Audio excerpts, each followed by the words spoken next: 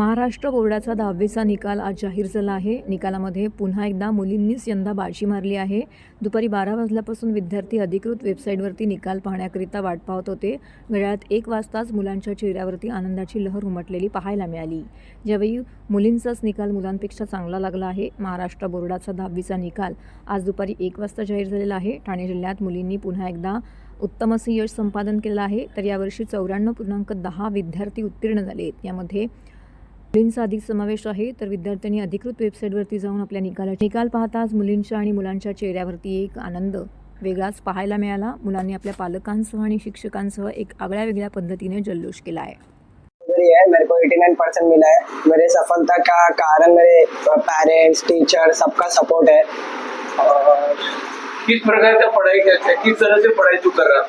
मैं हर दिन 2-2 घंटा पढ़ाई करता था और कभी कभी फ्री टाइम में मैं पेपर सॉल्व करता था और क्लास वाले हम लोग का हर दिन ये question last year board paper का क्वेश्चन पेपर सॉल्व करवा देते हम लोग को, उसके कारण।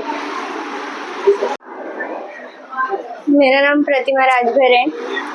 मुझे 10th SSC बोर्ड में 80% मिले।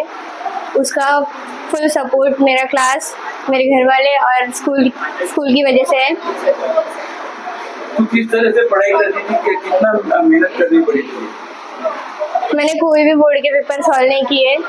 मैंने जो भी था मुझे ऐसा लगा कि क्या क्या इम्पोर्टेंट है, मैंने बस उतना ही किए थे। मैंने ज़्यादा कुछ नहीं किया है पढ़ने के लिए।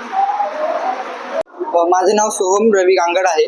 मला 10th SSC बोर्डमध्ये 84.20% भेटले आहेत। खरं तर मला अभ्यासामध्ये सर्वात जास्त सपोर्ट माझ्या आईवडिलांनी केला।